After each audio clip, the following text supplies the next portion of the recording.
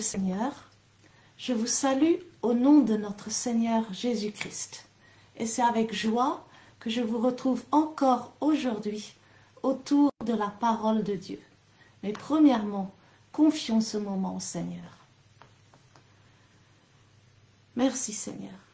Merci Seigneur parce que tu es un Dieu bon, un Dieu compatissant, qui veut nous faire du bien. Merci parce que celui qui a la révélation de ton amour n'aura aucune crainte. Donne-nous une plus grande révélation de ton amour et de ton alliance. Merci parce qu'à travers l'alliance en Jésus-Christ, Seigneur, tu vas nous faire du bien aujourd'hui, au nom de Jésus-Christ. Amen. Le message que nous diffusons aujourd'hui s'appelle « Ne crains pas, je veux te faire du bien ».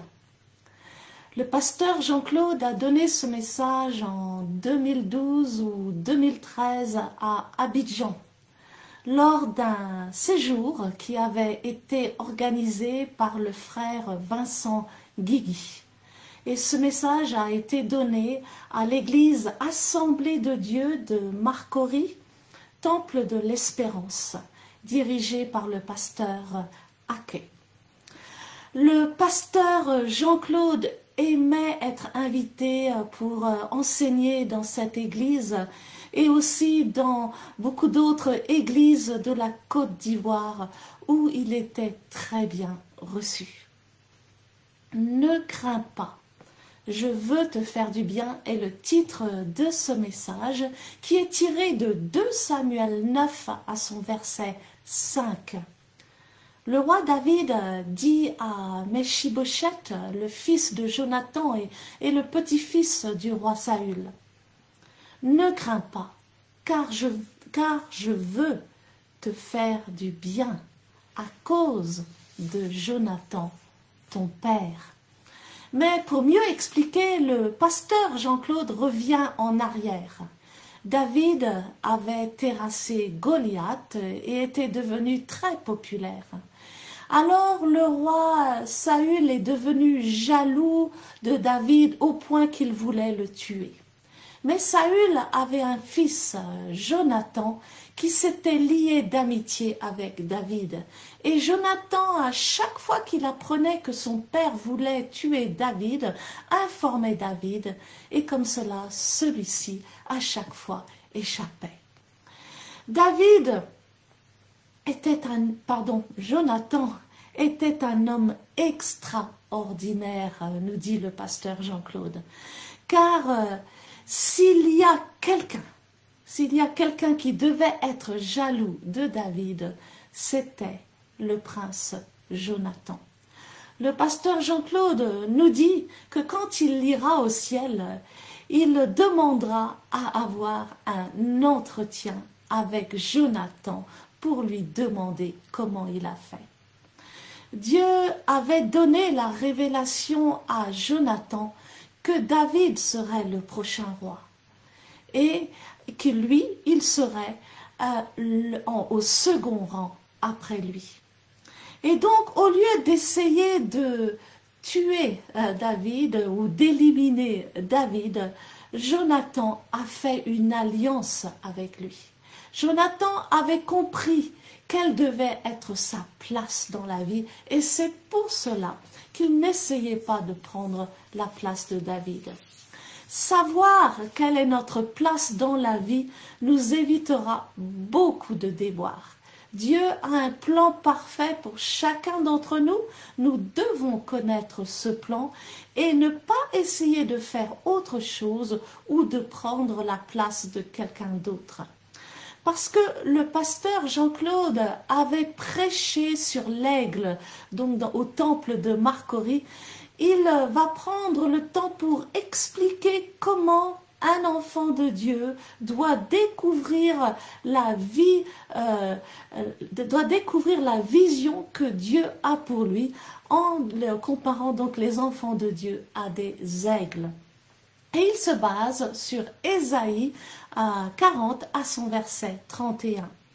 Mais ceux qui qui se confient en l'Éternel renouvellent leur force. Ils prennent le vol comme les aigles, ils courent et ne se lassent point, ils marchent et ne se fatiguent point. Ils prennent le vol comme les aigles. En tant qu'enfants de Dieu, nous devons prendre notre vol, amen, comme les aigles. L'aigle peut voler très haut, au-dessus de la pluie et au-dessus des tempêtes, parce qu'il sait calculer le vent et parce qu'il sait quand il doit sauter dans le vent. Et parce qu'il ne bat pas des ailes, il étend tout simplement ses grandes ailes et se laisse portés par le vent vers les hauteurs.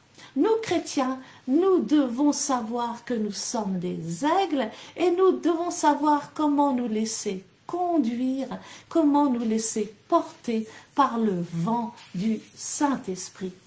Ensuite, prendre son vol parle de vision.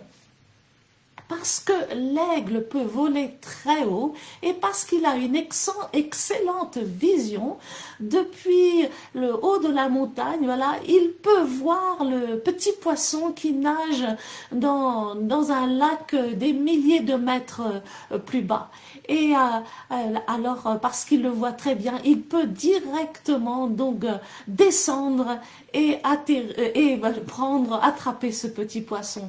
Donc, en tant que chrétien, après être volé, voilà, dans les hauteurs de l'esprit, amen, après être monté donc en esprit, après être depuis la position, voilà, des lieux célestes, nous recevons la vision de Dieu pour nous, le plan de Dieu pour notre vie. Et ensuite, parce que Dieu nous a donné la vision pour notre vie, parce que nous savons à quoi nous sommes appelés, nous commençons à courir la course que Dieu a tracée pour nous. Ensuite, nous marchons. Et le pasteur Jean-Claude nous dit, tu ne marches pas n'importe comment. Tu marches parce que tu sais que Dieu t'a donné une vision. Tu sais où marcher et où ne pas marcher pour atteindre ta vision. Je sais où je vais, je sais ce que je fais, je sais les gens que je dois fréquenter parce que je sais à quoi Dieu m'a appelé, nous dit le pasteur Jean-Claude. Mais les erreurs que nous commettons sont souvent au niveau de notre marche. Et c'est à ce niveau-là aussi que Jonathan a fait une erreur. Le pasteur va nous expliquer qu'il y a 3 façons de marcher. 1, par les sentiments, 2, par la vue et 3, par la foi. Nous sommes appelés à marcher ni par les sentiments et ni par la vue. Cela va nous conduire à l'échec et même nous empêcher de réaliser notre vision, ou pire, va nous conduire à la mort. Jonathan, malgré le fait qu'il savait qu'il était appelé à rejoindre David, Jonathan a marché par les sentiments, il est resté à côté de son père, le roi Saül, qui avait été rejeté par Dieu, et il est mort à côté de son père. Mais David n'a jamais oublié Jonathan, car David était un homme fidèle à son alliance. Alors, dans une deuxième partie, le pasteur Jean-Claude va nous parler de comment David va tout faire pour bénir les descendants de Jonathan, et en particulier Méphibosheth. Il nous explique que Méphibosheth était infirme, perclus des 2 pieds. Il n'était pas infirme de naissance. Il avait été appelé Méribaal, qui veut dire l'opposant de Baal, l'opposant du diable. Mais à la nouvelle que David avait pris le pouvoir, sa nourrice s'était enfuie en le portant dans les bras et l'avait laissé tomber. Et ainsi donc, il est devenu boiteux. Donc, et son nom est passé de Méribaal à Méphibosheth, qui veut dire le fils de la honte. Il avait été faussement dit que David, après sa prise de pouvoir, et vous pourrez le lire dans 2 Samuel à son chapitre 5, il avait été faussement dit que Samuel n'aimait pas les aveugles et n'aimait pas les boiteux. Et c'est probablement pourquoi Méphibosheth avait déménagé à Lodébar, qui veut dire désert et mort. Le pasteur va nous enseigner comment David, à cause de son alliance avec son père Jonathan, a tout fait pour faire du bien à Méphibosheth. David a béni immensément celui qu'on avait laissé tomber et celui qui se considérait maintenant comme un chien mort. Si l'alliance à travers un homme est aussi puissante, nous dit le pasteur Jean-Claude, combien plus l'alliance que nous avons avec Dieu en Jésus-Christ est puissante. Même si nous sommes arrivés à un point tellement bas où nous nous considérons comme un chien mort, l'alliance en Jésus-Christ va venir nous chercher là où nous sommes tombés, même à Lodébar s'il le faut, pour nous restaurer, pour nous guérir et pour nous sauver. L'alliance en Jésus-Christ est puissante, plus puissante que n'importe quelle alliance que nos pères ont pu faire. Donc, si vous n'avez pas encore donné votre vie au Seigneur Jésus, je vous propose de répéter après moi les paroles suivantes qui vont vous faire rentrer dans une alliance avec notre Seigneur Jésus-Christ.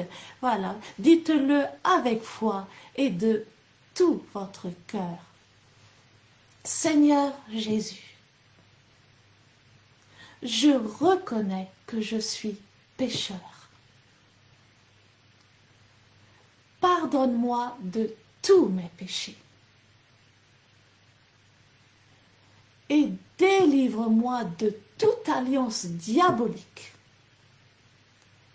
que mes pères ont faite sur ma vie. Je reconnais maintenant que tu es le seul Seigneur de ma vie. Je reconnais que tu es mon Sauveur. Sois le berger de ma vie et délivre-moi de tout mal au nom de l'alliance que j'ai en Jésus-Christ. Amen. Alors que vous écoutez l'enseignement d'aujourd'hui, je prie. Je prie que le Seigneur vous fasse du bien, qu'il vous restaure, qu'il vous guérisse et qu'il vous délivre au nom de l'alliance que vous avez en Jésus-Christ. Que le Seigneur vous bénisse abondamment. Amen.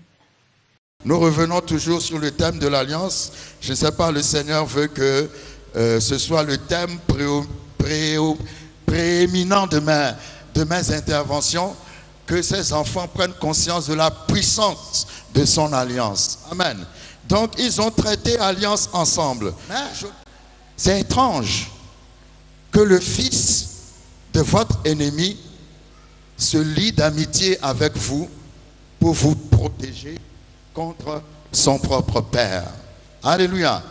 Saül n'aimait pas David, mais son fils Jonathan aimait beaucoup David. Alléluia.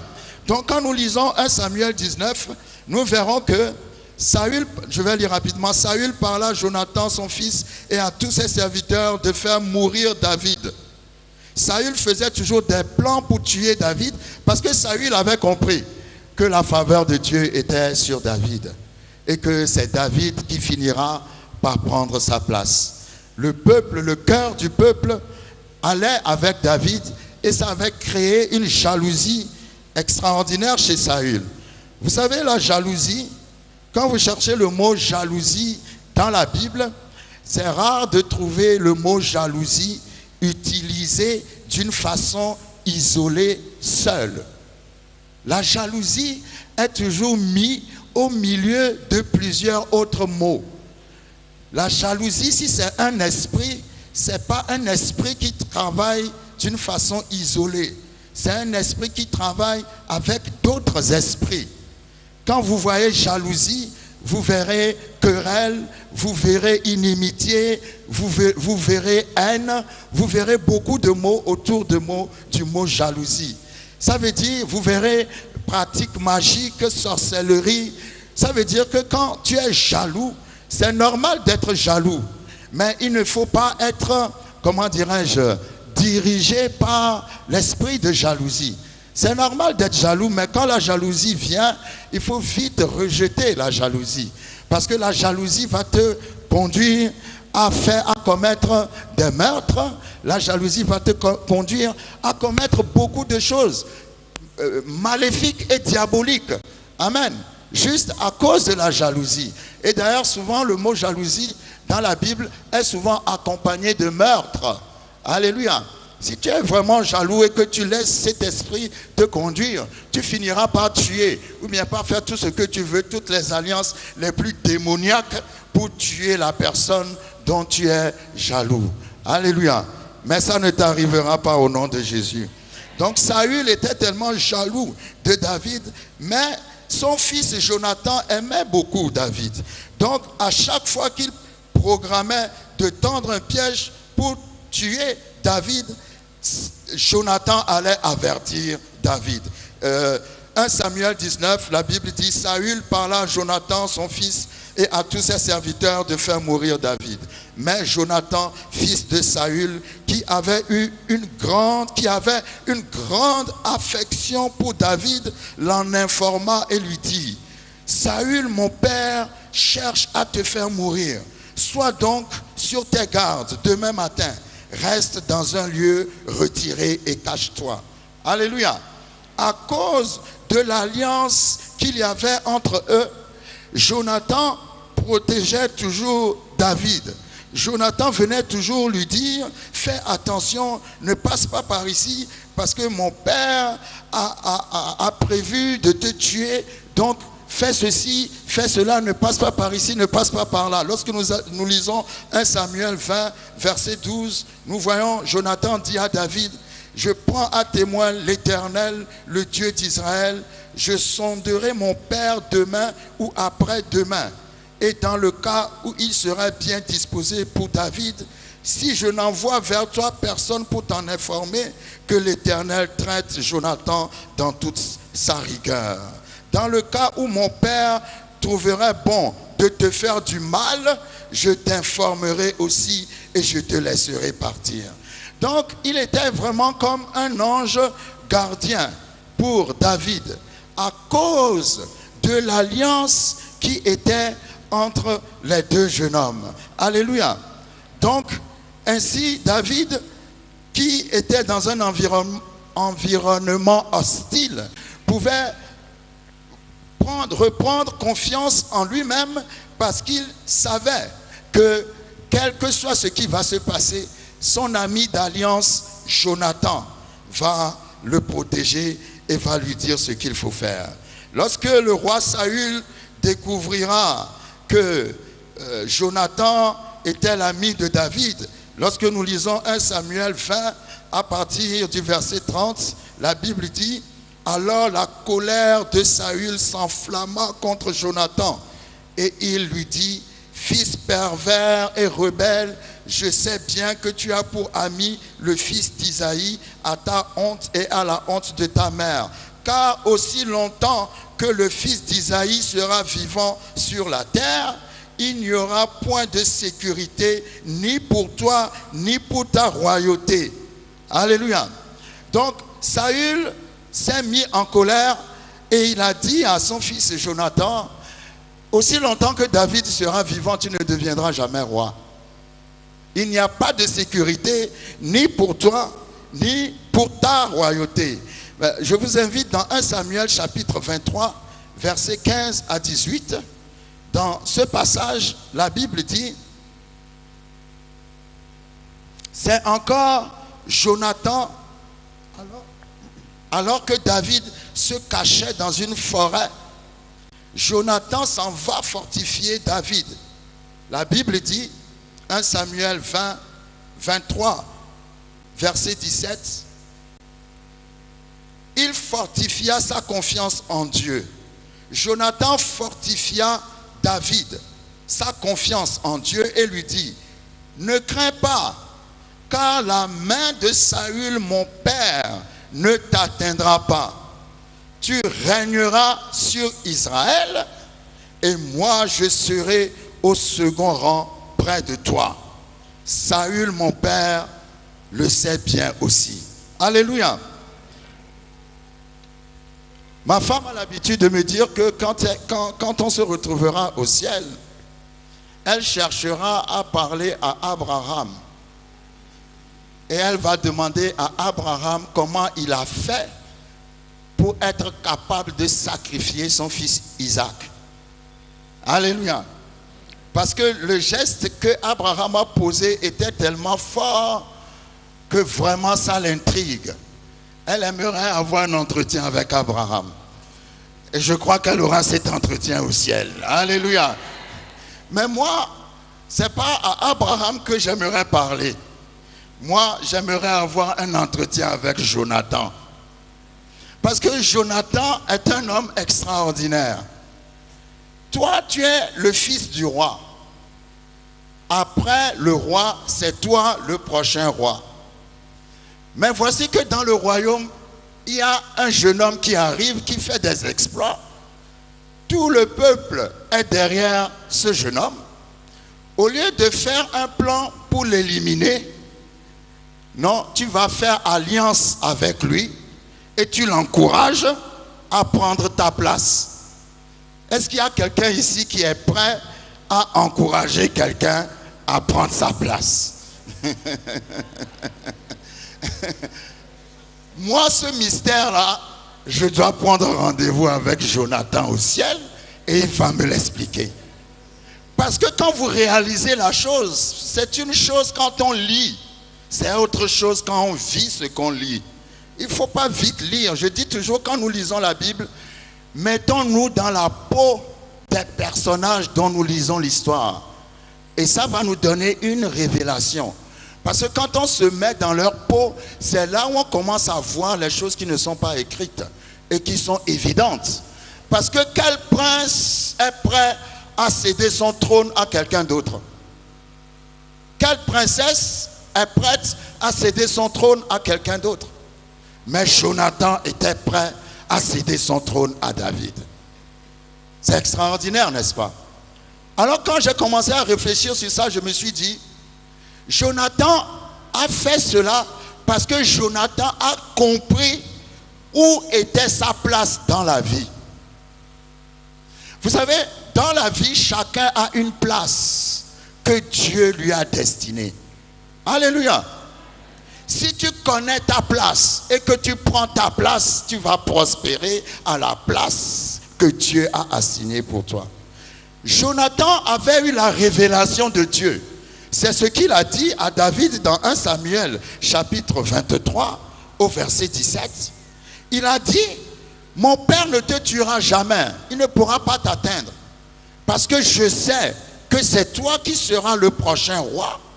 Et moi, je serai en deuxième position à côté de toi. Ce n'est pas charnel, c'est divin. C'est Dieu qui lui a dit quelle est sa place dans la vie, quelle est sa place dans le royaume. Quelqu'un doit bien me suivre, parce que nous avons beaucoup de problèmes dans notre vie parfois, parce que nous voulons prendre des places que Dieu ne nous a pas données. Vous êtes calme, hein, je répète encore. Nous avons beaucoup de problèmes dans notre vie parfois, parce que nous voulons prendre des places que Dieu ne nous a pas données. Si tu es en train de faire quelque chose et tu sais toi-même que ce n'est pas ce que tu dois faire, arrête de le faire. Et fais ce que Dieu t'a dit de faire. Parce que quand Dieu te donne une place, c'est à cette place qu'il te bénira. Alléluia. Il y a une place spécifique pour toi dans la vie. Si tu cherches bien, tu trouveras la place que Dieu a assignée pour toi. Tu n'as pas besoin de tuer quelqu'un pour prendre sa place, parce que nous n'avons pas tous les mêmes destinées. Et j'aime cette sagesse de Jonathan, qui a eu la révélation de la place que Dieu lui a donnée dans la vie. La place que Dieu lui a donnée dans la vie, ce n'est pas d'être le numéro 1, mais c'est d'être le numéro 2 du royaume. Il y a des gens qui ne sont pas faits pour être numéro 1. Ils sont faits pour être numéro 2. Il y en a qui sont faits pour être numéro 3. D'autres sont faits pour être numéro 4. Tout le monde n'est pas obligé d'être numéro 1. Ah. Mais Dieu va te bénir à la place qu'il a assignée pour toi. S'il t'a donné des qualités de numéro 3, tu ne peux pas occuper la place du numéro 1. Ce n'est pas possible. Donc il faut savoir quelles sont tes capacités. Alléluia. Connais tes capacités. Ne cherche pas à imiter parce que tu es jaloux, parce que tu es envieux. Ne cherche pas à faire des choses bizarres pour prendre une place que Dieu ne t'a pas donnée. Le thème est « Ne crains point, car je veux te faire du bien ». Dieu a donné une position à chaque personne parce que Dieu veut faire du bien à chaque personne. Alléluia. Donc, Jonathan avait cette vision. Il connaissait sa position. C'est David qui sera roi. Saül, mon père, ne le tuera jamais. Et moi, je serai à la seconde place à côté de David. Amen. C'est ça la vision. C'est l'assurance que Dieu lui a donnée. C'est ce que Dieu a mis dans son cœur. Mais il va commettre une erreur. L'erreur qu'il va commettre, c'est qu'il avait la vision de Dieu pour sa vie, mais il n'avait pas marché en accord avec cette vision. Tu peux savoir à quoi Dieu t'a appelé. Quand tu sais à quoi Dieu t'a appelé, il faut marcher en accord avec l'appel que Dieu a mis sur ta vie. Dieu ne peut pas te dire ou te donner cette assurance que tu seras docteur en médecine et puis quand toi tu te lèves, tu t'en vas faire des études d'architecte. Dieu ne peut pas dire tu seras forgeron et tu vas à l'apprentissage chez un menuisier. Il faut marcher. Vous savez, Dieu est un Dieu de vision. Tu vas me dire, je ne sais pas à quoi Dieu t'a appelé, mais moi, l'assurance que quelque part, il t'est déjà arrivé de savoir à quelle place tu es. Quand je parle avec les gens, ils me disent toujours, je ne sais pas à quoi Dieu m'a appelé. Je dis, ok, tu ne sais pas à quoi Dieu t'a appelé. Qu'est-ce que tu fais, même si on te tabasse, tu es toujours content de faire ça. Qu'est-ce que tu fais quand tu le fais? Tu peux le faire sans dormir. Parce que tu aimes tellement la chose. Quelles sont les choses qui t'attirent dans la vie? Alléluia. Qu'est-ce qu'il y a en toi qui crie plus fort que tout? Même si on te met dans n'importe quelle position, tu es toujours attiré à aller faire cette chose-là. Naturellement. Tu es équipé pour ça. Alléluia. C'est là où Dieu t'appelle. Amen. Et je dis souvent, parfois, dans la société, on se trompe de chemin. Parce qu'on a envie, la société nous donne des schémas à suivre. Et à cause des schémas à suivre, dans la société, parfois nous sommes obligés d'abandonner les dons que Dieu a mis en nous. Mais n'abandonne pas ton don. Alléluia. Parce que tu prospéreras dans ton don, quel que soit ce don. Amen. Apprends à être excellent. Je dis toujours, le problème de David, le mystère, le secret de David, il aimait Dieu, Dieu avait sa main sur lui et tout, mais c'est qu'il lançait bien les pierres. Quand il gardait les brebis de son père, il a appris à lancer les pierres. Il était excellent dans le lancer de pierres. Alléluia. Quand il a rencontré Goliath, eh bien, il a juste appliqué en quoi il était excellent. En quoi est-ce que tu es excellent? Même si c'est pour dresser une table. Il y a des gens, quand ils dressent la table pour que tu manges, tu n'as même pas envie de manger à la table parce que tu n'as pas envie de la salir. Ça, c'est un don pour trouver de bonnes places dans les restaurants déjà. Alléluia. Le don n'est pas forcément quelque chose qui est grand. Le don est aussi petit que le caillou que David a utilisé pour terrasser Goliath. Mais parce que c'est ton don, ça terrassera tous les Goliaths de ta vie. Amen. Donc ne cherche pas forcément à aller travailler dans le don des autres. Vous savez, Ananias et Saphira, ils sont morts parce qu'ils voulaient travailler dans le don des autres.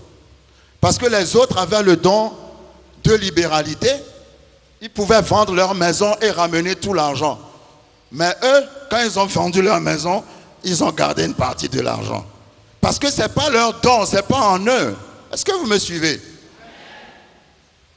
Et qu'est-ce qui s'est passé? Ils sont morts. Ne cherche pas à opérer dans un don qui n'est pas le tien. Chacun a son don. Amen. Et sois fier de ton don. Parce que si Dieu t'a donné ce don, c'est pour un but particulier. Il y aura quelqu'un sur cette terre qui ne pourra rien faire sans le don que Dieu a mis en toi. Amen. Donc, l'erreur que Jonathan avait commise, il avait la vision.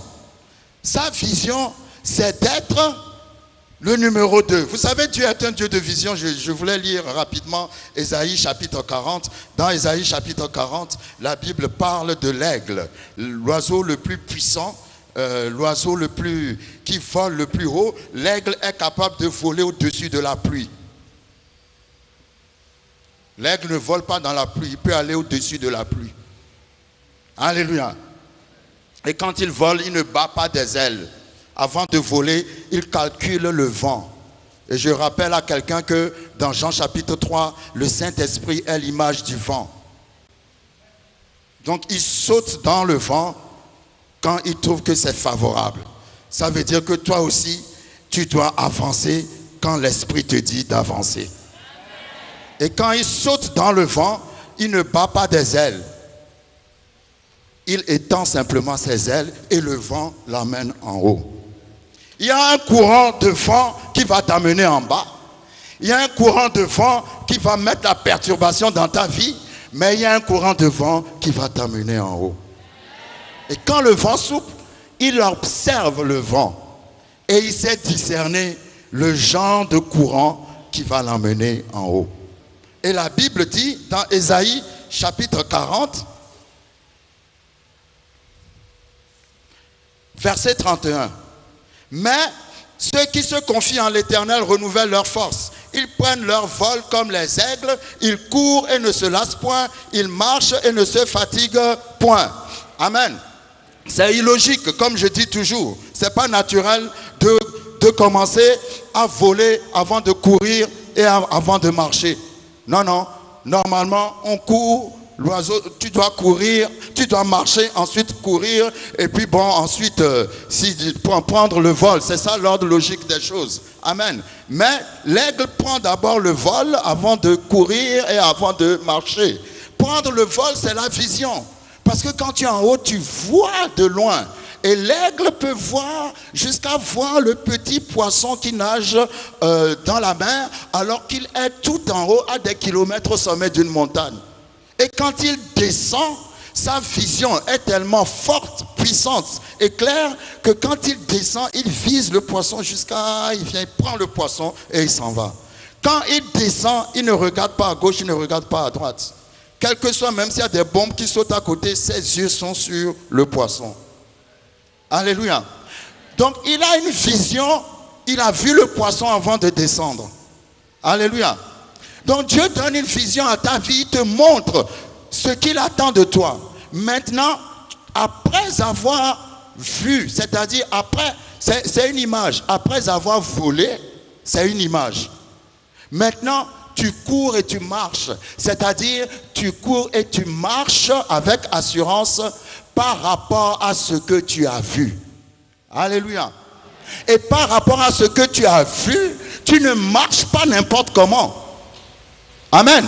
Tu marches parce que tu sais que Dieu t'a donné déjà une vision et tu marches. Tu sais où marcher, où ne pas marcher pour atteindre cette vision. Parce que tu as d'abord volé, ensuite couru et après tu marches avec assurance. Je sais où je vais parce que je sais à quoi Dieu m'appelle. Je sais ce que je fais parce que je sais à quoi Dieu m'appelle. Je sais les gens que je fréquente parce que je sais à quoi Dieu m'appelle. Parce que si tu ne fréquentes pas les bonnes personnes, tu ne verras jamais ce à quoi Dieu t'a appelé.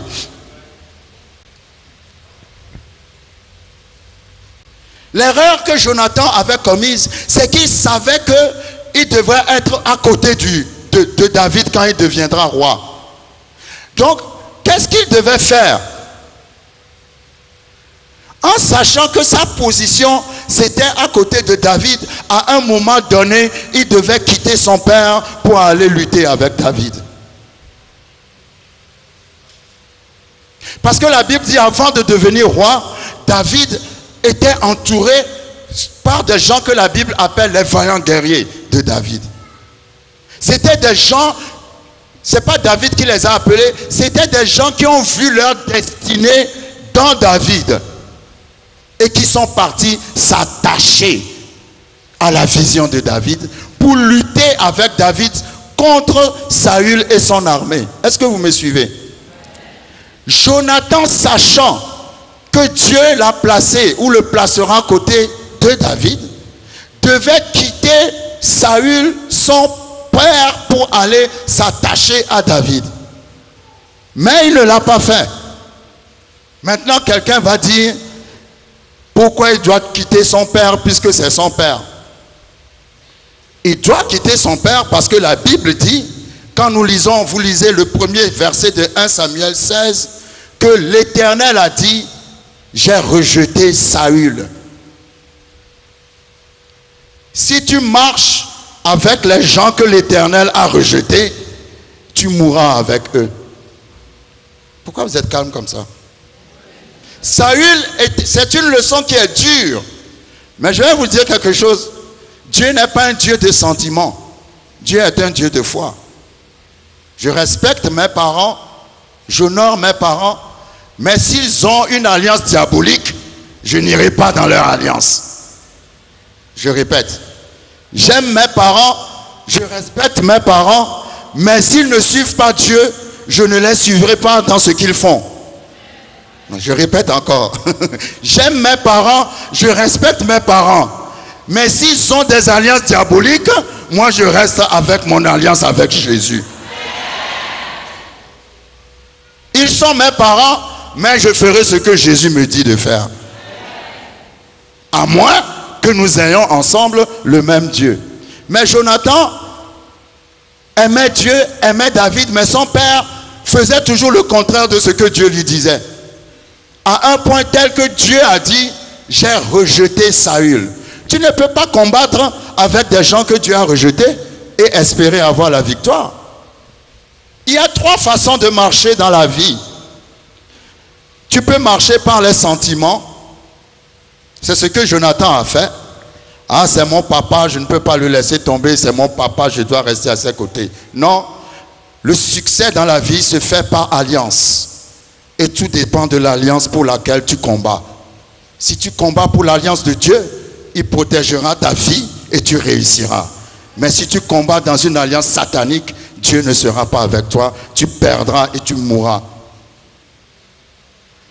Le message est dur aujourd'hui. Alléluia. Tu peux marcher dans les sentiments, mais quand tu marches dans les sentiments, tu peux t'attendre à ce qui est arrivé à Jonathan. Parce que Dieu n'est pas un Dieu de sentiments. Alléluia. Trois façons de marcher dans la vie. Il y a ceux qui marchent dans les sentiments, mais les sentiments ne t'amènent pas la victoire avec Dieu. Il y a ceux qui marchent par la vue.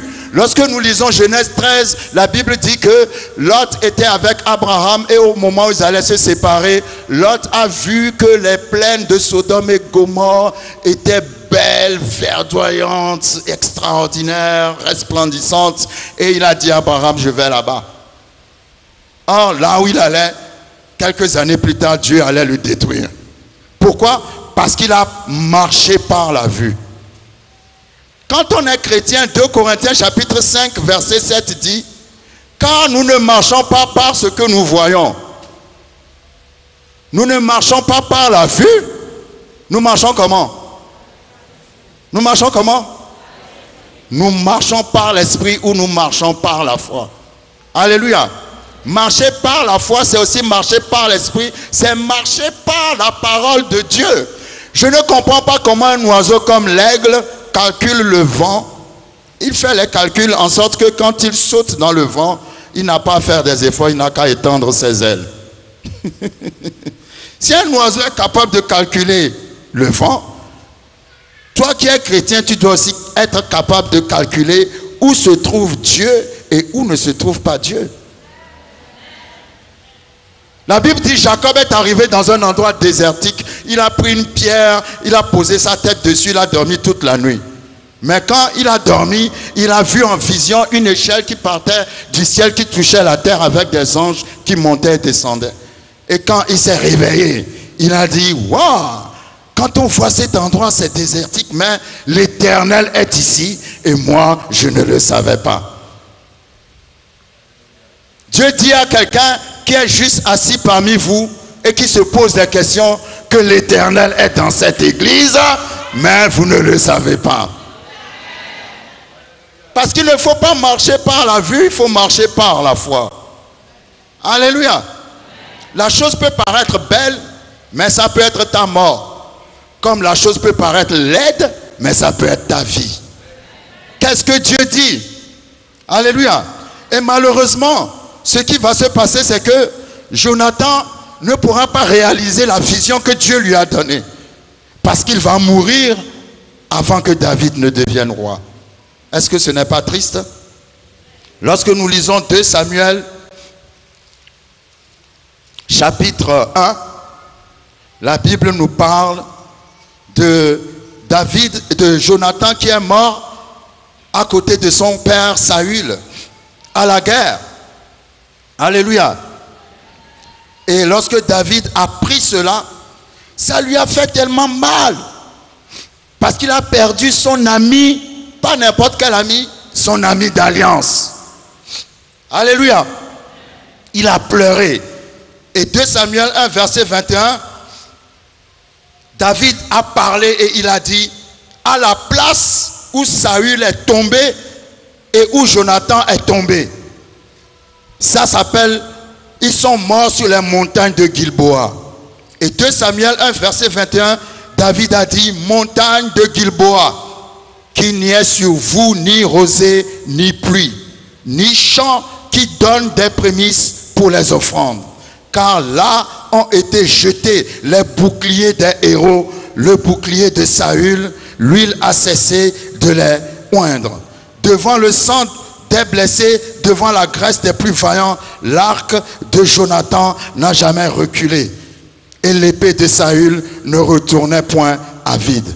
Saül et Jonathan, aimables et chéris pendant la vie, non point. C'est-à-dire, quand vous lisez le passage, vous voyez numéro 1, que Saül cherchait la mort de David, mais David aimait Saül. Tu n'es pas obligé de détester ceux qui te détestent, parce que Dieu dit, aime tes ennemis. Donc, il a pleuré pour Saül, et il a pleuré pour son ami d'alliance Jonathan. Et il a dit, il a maudit là où leurs corps sont tombés.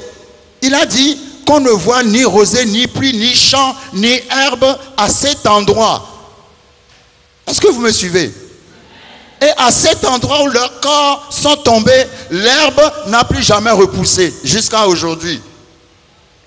Et si vous irez, vous allez en Israël, vous demandez à ce qu'on vous emmène sur la montagne de Gilboa, il semblerait que c'est là où il fait le plus chaud, là où ils sont morts, rien. On peut voir des herbes pousser partout, mais là-bas, aucune herbe ne pousse. Parce que David a pleuré son ami d'alliance et il a parlé des paroles d'alliance. Ça fait 3000 ans que David a prononcé cette parole et cette parole est encore active jusqu'à maintenant. Ah. L'alliance est puissante. Alléluia. Donc, ce qui va se passer, c'est que Jonathan est mort. Et maintenant que Jonathan est mort, lorsque nous lisons 2 Samuel chapitre 9, nous allons voir au verset 1 que, entre-temps, David va devenir roi. Est-ce que quelqu'un me suit? Quand David est devenu roi, une chose qu'il a faite, il a dit dans 2 Samuel 9, verset 1, la Bible dit, David dit, reste-t-il encore quelqu'un de la maison de Saül pour que je lui fasse du bien à cause de qui? À cause de qui? On peut retourner la phrase. Reste-t-il encore quelqu'un de la maison de Saül pour que je lui fasse du bien à cause de l'alliance que j'ai faite avec Jonathan? Quand David est devenu roi, il n'a pas oublié Jonathan. Amen. Il s'est souvenu de la famille de Jonathan. Il y a des gens, tu avais un ami, vous vous entendez bien, vous êtes comme des jumeaux, quelque chose se passe, ton ami meurt et tu oublies, et sa femme et ses enfants. Tu passes même devant leur maison, tu ne rentres même pas pour leur dire bonjour. Mais quand le monsieur était vivant, même le vent ne passait pas entre vous deux. Mais leurs enfants souffrent. Je ne sais pas à qui je parle ce soir. Mais les enfants souffrent. Les enfants de ton ami d'alliance souffrent. Et toi, tu t'en fous.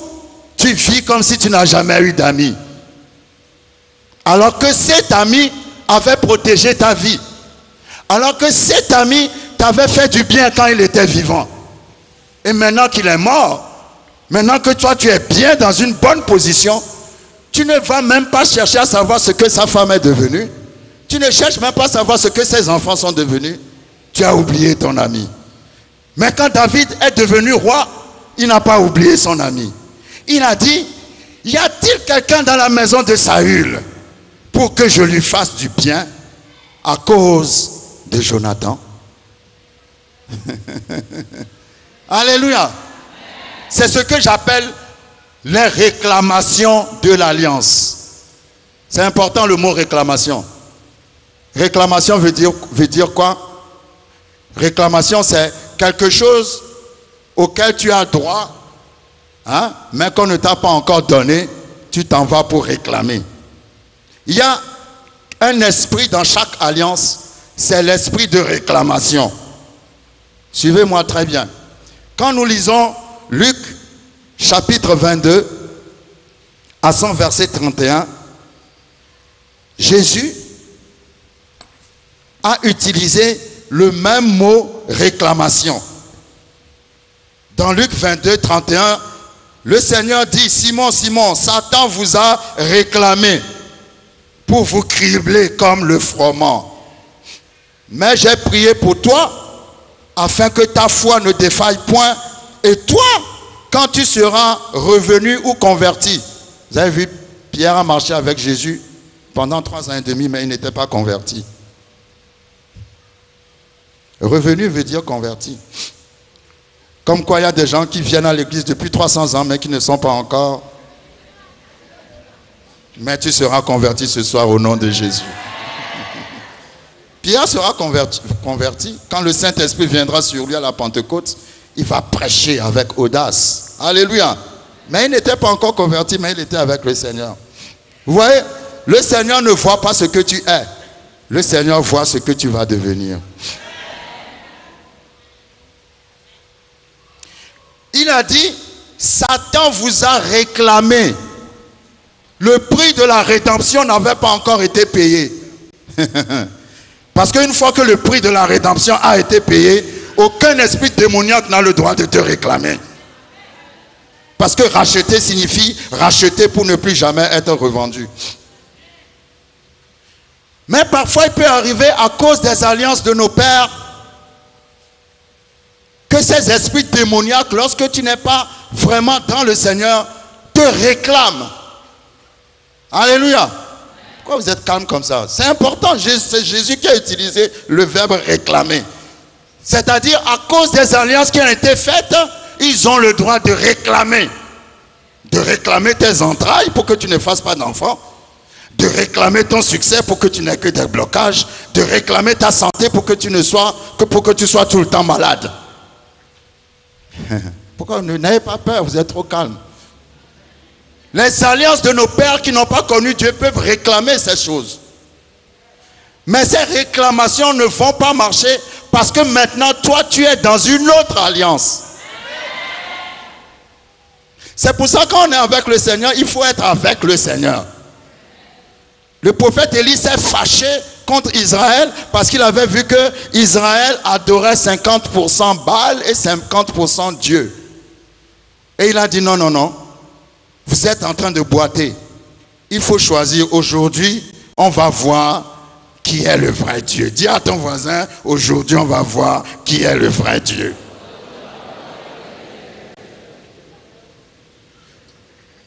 Dieu est Dieu, mais il ne sera pas Dieu si tu n'es pas pour lui à 100%. Alléluia. Pour voir la grandeur de Dieu, il faut d'abord être pour lui à 100%. Amen. Donc, l'alliance réclame.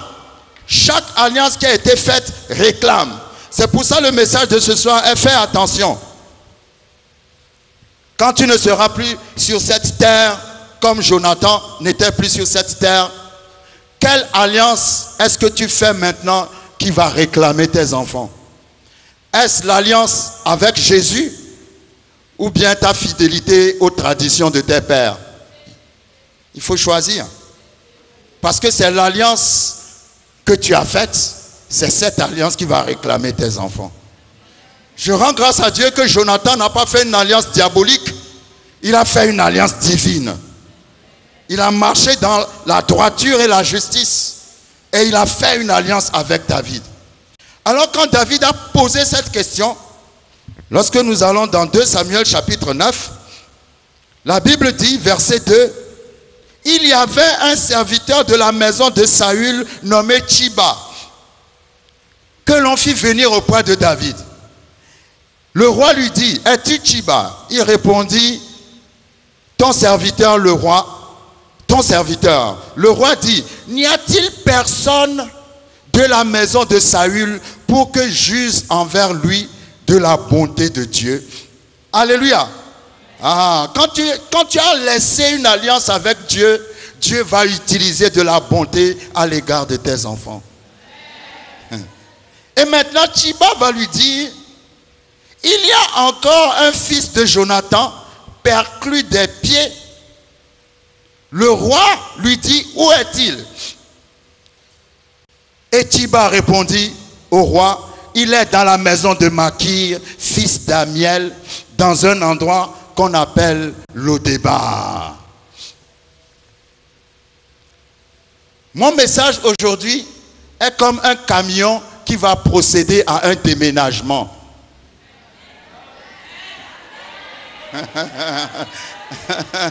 Parce que je vois parmi vous qu'il y a beaucoup de gens qui vivent à Lodébar, mais Dieu va vous déménager ce soir. Parce que Lodébar, c'est l'endroit des désespérés. Lodébar, c'est la place où se trouvent des gens qui se considèrent en dessous des chiens. Lodébar, c'est la place, c'est le cimetière des rêves qui sont morts. Lodébar, quand tu as Lodébar, ce n'est même plus la peine de continuer de vivre parce que c'est la fin. Alléluia. Mais Dieu m'a envoyé à Abidjan comme un déménageur. Dans le nom de Jésus, quelqu'un va déménager ce soir. Ah, tu peux déjà dire à ton voisin, bye bye Lodébar.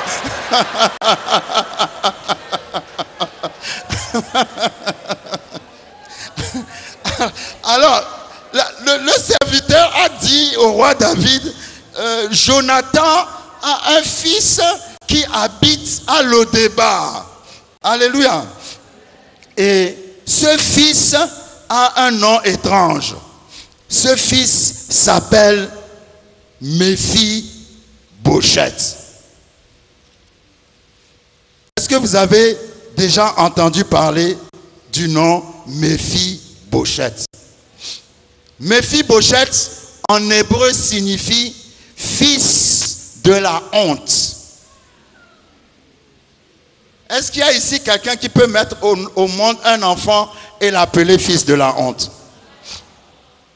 Mais cet enfant qui était le petit-fils du roi Saül, le fils du prince Jonathan, qui était un prince, s'appelait fils de la honte. Comment peux-tu être en même temps prince et fils de la honte? La Bible dit, et là c'est maintenant que je rentre dans mon message. Vous êtes pressés ce soir? De toute façon c'est la dernière fois que vous me voyez, donc je vais bien en profiter, n'est-ce pas? Non, c'est pas la dernière fois, vous me verrez encore au nom de Jésus. Alléluia. La Bible dit, quand nous lisons 2 Samuel chapitre 4, Jonathan, fils de Saül, avait un fils perclus des pieds. Il était âgé de 5 ans. Lorsque arriva de Jezreel la nouvelle de la mort de Saül et de Jonathan, sa nourrice le prit et s'enfuit. Et comme elle précipitait sa fuite, il tomba et resta boiteux. Son nom était Méphi-Bochette.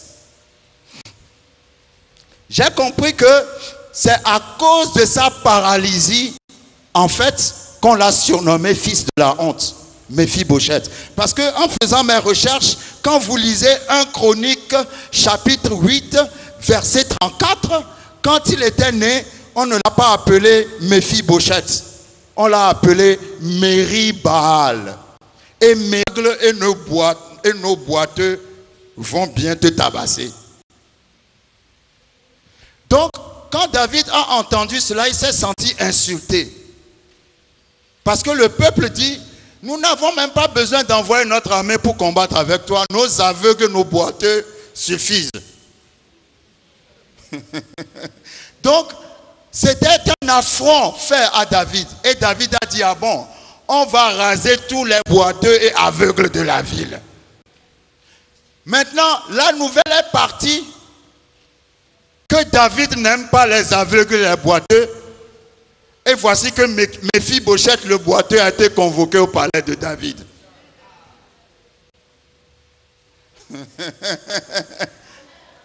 Je me demande même s'il n'est pas parti se cacher à Lo-Débar parce qu'il avait l'impression que David n'aimait pas les boiteux, que David chercherait à le tuer. Vous savez, il y a un évangile qui vous dit que Dieu ne vous aime pas, Dieu est là pour vous juger, vous irez en enfer, que Dieu a fait ceci, que Dieu a fait cela. Dieu vous aime. Je dis Dieu vous aime. Si vous écoutez les mauvaises doctrines, les mauvais évangiles, vous allez vous retrouver aussi à Lo-Débar comme Méphi-Bochette. Mais David aimait les aveugles et les boiteux, c'est seulement parce qu'on lui avait lancé un défi qu'il a agi dans cette ville de cette façon, ou qu'il a parlé de cette façon. Amen. Donc maintenant, Tchiba est arrivé à Lo-Débar. Je considère Tchiba comme un esprit. C'est juste une image. Tchiba lui-même, en tant que personne, n'est pas une bonne personne, mais c'est un peu comme ça que le Saint-Esprit vient nous chercher dans nos Lo-Débar. Alléluia. Donc Tchiba est arrivé et il a dit à Méphi-Bochette, le roi veut te voir. Comment le roi qui n'aime pas les boiteux veut voir quelqu'un comme moi qui est boiteux? Vous imaginez comment Méphi-Bochette devrait trembler. Alléluia. Et la Bible dit que quand ils sont 2 Samuel chapitre 9 à partir du verset 6. Et Méphi-Bochette, fils de Jonathan, fils de Saül, vint auprès de David, tomba sur sa face et se prosterna. Quel ton serviteur, pourquoi est-ce que tu regardes un chien mort tel que moi? Et je dis toujours, moi il aurait pu dire un chien vivant. Non seulement il croit qu'il est un chien, mais en plus c'est un chien qui est mort. Alléluia.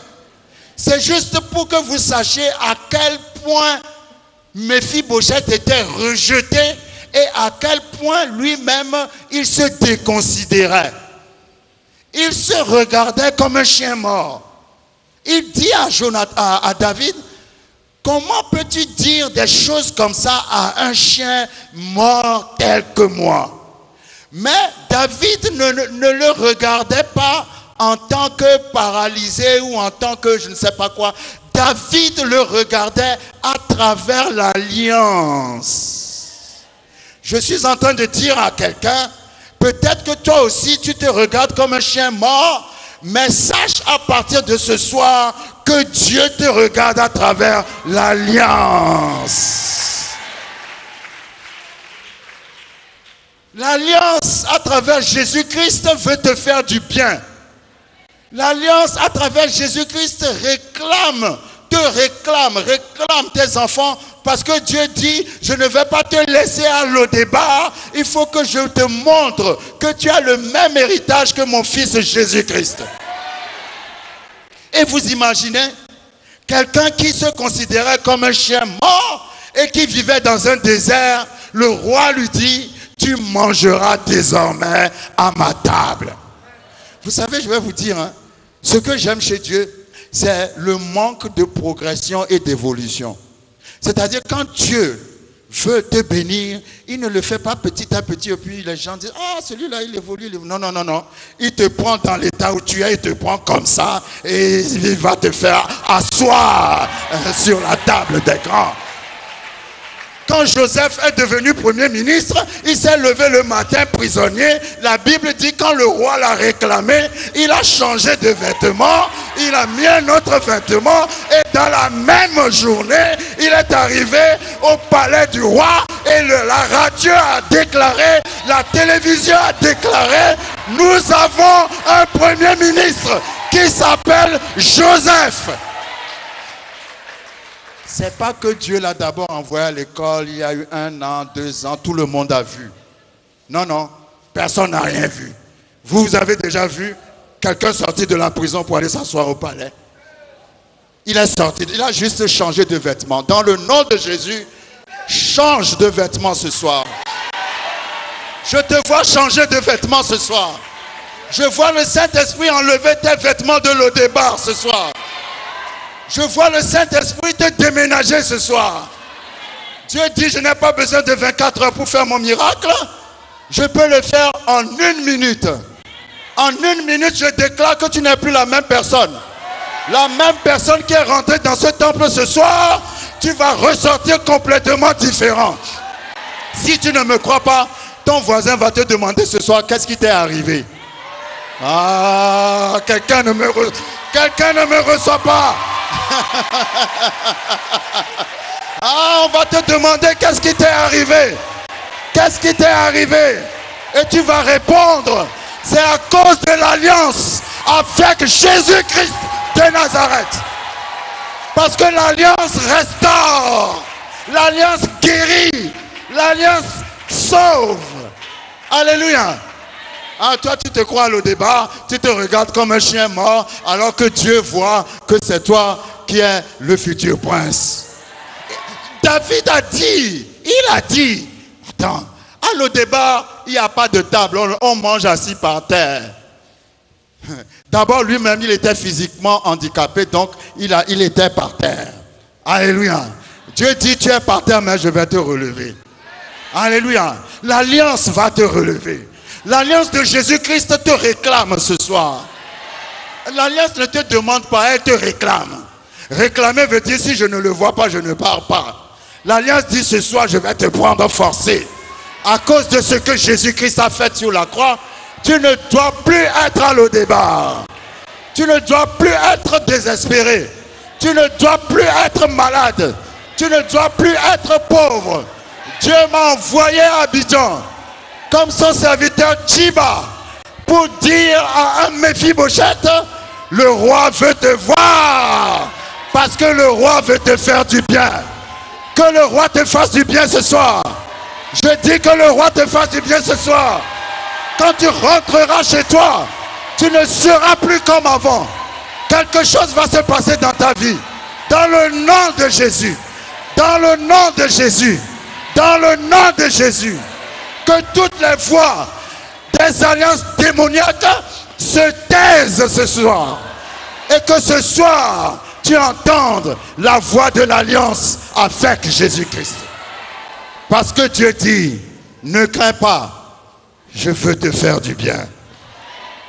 J'aime bien, David a dit, désormais, alléluia, tu mangeras à ma table. table. Non, il faut que vous compreniez la chose. Je n'ai jamais vu le roi. Je n'ai jamais été dans un palais. J'ai toujours connu la misère.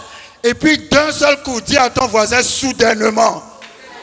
Ah, mon Dieu, le Dieu du soudainement. Il ne t'a pas averti, il ne t'a pas prévenu, mais soudainement. Ah, c'est-à-dire, on n'a pas calculé que ça va t'arriver. Ceux qui te rejettent aujourd'hui ne savent pas que demain tu vas manger avec le roi. Ceux qui croient que tu es perdu aujourd'hui ne savent pas que tu mangeras avec le roi. Mais soudainement, je dis soudainement, au moment où on ne s'y attend pas, d'un seul coup, alléluia, tu vas te retrouver à la table du roi. Alors, non seulement il était arrivé à la table du roi, mais le roi lui dit qu'il va lui redonner toutes les terres de son grand-père Saül et de son père Jonathan.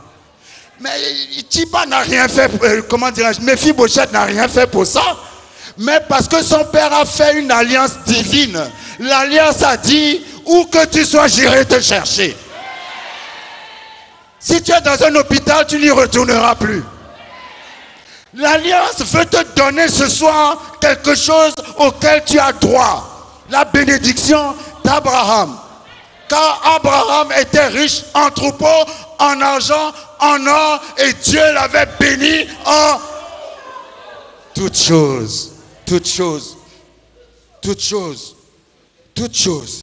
Et David dit, verset 9, 2 Samuel 9, le roi appela Tchiba, serviteur de Saül, et lui dit, je donne au fils de ton maître tout ce qui appartenait à Saül et à toute sa maison. Et puis maintenant, le roi dit à Tchiba, c'est toi qui vas cultiver toutes les terres que je lui donne. Toi, tes fils et tes serviteurs, tu feras les récoltes afin que Méphibosheth, le fils de ton maître, ait du pain à manger. Et Méphibosheth, fils de ton maître, mangera toujours à ma table. Or, Tchiba avait 15 fils et 20 serviteurs. 15 plus 20 font combien? Donc, Méphibosheth a quitté le débat numéro 1. Il est arrivé dans le palais du roi numéro 2. Il a gagné le droit de manger pour toujours à la table du roi numéro 3. Numéro 4, tous les terres de son père et de son grand-père, on les lui a redonnées. Et numéro 5, en moins de 24 heures, il a eu droit à 35 serviteurs. Il n'a pas un serviteur ni 2 serviteurs. Il a eu 35 serviteurs qui sont venus à sa rescousse. Est-ce que tu crois, là où tu es, que Dieu est le même? Parce que je vais vous dire quelque chose. L'alliance entre David et Jonathan, c'était l'alliance dans l'alliance d'Abraham. Mais la Bible dit que la nouvelle alliance est basée sur de meilleures promesses. C'est une alliance supérieure et une alliance plus excellente. Donc si toi tu es dans cette alliance-là, est-ce que tu crois que le Saint-Esprit peut te restaurer ce soir? Levons-nous. Le diable t'a assez fait du mal. Les hommes t'ont assez fait du mal. Mais moi l'Éternel, je me lève aujourd'hui pour toi. Je dis n'aie pas peur, car je vais te faire du bien. Je vais te faire du bien. Tu as entendu parler de moi, mais tu ne m'as pas encore vu. Mais à partir d'aujourd'hui, tu me verras tous les jours. Tous les jours. Tous les jours, tu me verras dans ta vie. Tous les jours, tu me verras dans ta vie. Dans ta famille, tu me verras. Dans ta génération, tu me verras. Dans ton travail, tu me verras. Dans ton foyer, tu me verras. Partout où tu iras, tu me verras. Car je veux te faire du bien. Car je veux te faire du bien. Car je veux te faire du bien. Car je veux te faire du bien. Car je veux te faire du bien. Car je veux te faire du bien. Car je veux te faire du bien. Car je veux te faire du bien. Car je veux te faire du bien. Car je veux te faire du bien. Car je veux te faire du bien. Car je veux te faire du bien. Seigneur, merci pour ta parole. Ta parole est esprit et vie. Ta parole est plantée dans les entrailles spirituelles de tes enfants. Et cette parole va affecter les entrailles physiques dans le nom de Jésus. Cette parole va affecter tous les domaines de ta vie dans le nom de Jésus. Tu vas produire, tu vas être fécond, tu vas être fertile. Plus de désert dans ta vie, plus de Lodébar dans ta vie, plus de Lodébar dans ta vie. Mais tu vivras dans le palais, tu seras servi dans le palais, tu seras élevé dans le palais, tu seras restauré dans le palais. Dans le nom de Jésus, dans le nom de Jésus, dans le nom de Jésus. Je veux te communiquer cette foi. Dans le nom de Jésus. Si Dieu dit que ta vie va changer, il faut déclarer chaque jour, Seigneur, je te rends grâce. J'ai reçu ta parole, ma vie a déjà changé. Alléluia. Que Dieu vous bénisse. Merci Seigneur pour ta parole.